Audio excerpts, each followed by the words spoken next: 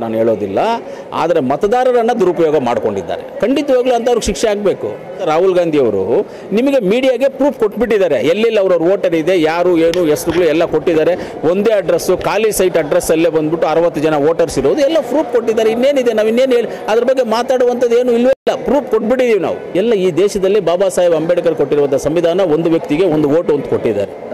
ಕರ್ನಾಟಕ ಅಲ್ಲ, ಇಡೀ ಭಾರತ ದೇಶದಲ್ಲೇ ನಡೆದಿದೆ ಅಂತ ಹೇಳಿದ್ದಾರೆ. ಇವಾಗ ನಾವೇನು ಹೇಳೋದೇ ಬೇಕಾಗಿಲ್ಲ, ಅವರು ಪ್ರೂಫ್ ಕೊಟ್ಟಿದ್ದಾರೆ. ನಮ್ಮ ನಾಯಕರಂತ ರಾಹುಲ್ ಗಾಂಧಿ ಅವರು ನಿಮಗೆ ಮೀಡಿಯಾಗೆ ಪ್ರೂಫ್ ಕೊಟ್ಬಿಟ್ಟಿದ್ದಾರೆ, ಎಲ್ಲೆಲ್ಲಿ ಅವ್ರವ್ರ ವೋಟರ್ ಇದೆ, ಯಾರು ಏನು ಹೆಸರುಗಳು ಎಲ್ಲ ಕೊಟ್ಟಿದ್ದಾರೆ.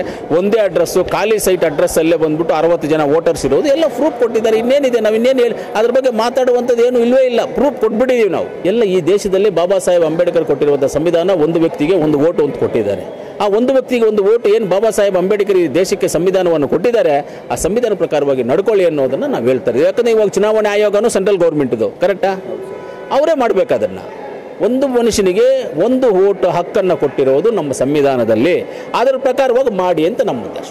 ಯಾರು ನಮ್ಮ ನಾಗೇಶ್ ಅವ್ರು ಗೆಲ್ಲೋ ಚಾನ್ಸ್ ಇರಲಿಲ್ಲ, ಅದು ಗೊತ್ತಿದೆ ನಮಗೆ. ನಾಗೇಶ್ ಅವ್ರು ಗೆಲ್ಲೋ ಚಾನ್ಸಸ್ ಇರಲಿಲ್ಲ.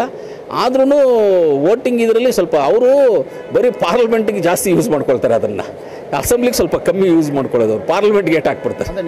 ನಮ್ಮ ಪ್ರಕಾರ ಪಾರ್ಲಿಮೆಂಟಲ್ಲಿ ಇನ್ನೂ ನಮಗೆ 10 ಸೀಟ್ ಬರಬೇಕಾಗಿತ್ತು. 9 ಬಂದಿದ್ದೀವಿ, 10 ಸೀಟ್ ಬರಬೇಕಾಗಿತ್ತು. ಇಲ್ಲ ಸರ್, ಈಗ ಕೋಲಾರದಲ್ಲಿ ಅಂತ ಹೇಳಿದ್ರೆ ಕೋಲಾರಲ್ಲಿ ಅಷ್ಟು ಈಸಿಯಾಗಿ ಮಾಡೋಕ್ಕಾಗಲ್ಲ. ಅಲ್ಲಿಗಳಲ್ಲಿ ಗೊತ್ತಾಗ್ಬಿಡ್ತದೆ, ನೀನು ಬಂದರು ನೀವು ಯಾರೋ ಬಂದ್ಬಿಟ್ಟು ಬೇರೆ ಅಲ್ಲಿಗಳಲ್ಲಿ ಹಿಡ್ದಾಕ್ಬಿಡ್ತಾರೆ. ಟೌನ್ಗಳಲ್ಲಿ ಅಲ್ಲಿ ಮೇಜರ್ ಇವ್ರು ಬಂದ್ಬಿಟ್ಟು ಮೇಜರ್ ಸಿಟಿಗಳಲ್ಲೇ ಮಾಡೋದು. ಬೆಂಗಳೂರು, ಚೆನ್ನೈ, ಹೈದರಾಬಾದು ಈ ಥರ ಮೇಜರ್ ಸಿಟಿಗಳಲ್ಲಿ ಜಾಸ್ತಿ ಮಾಡ್ತಾರೆ. ರೂರಲ್ ಏರಿಯಾದಲ್ಲೂ ಸ್ವಲ್ಪ ಕಮ್ಮಿ.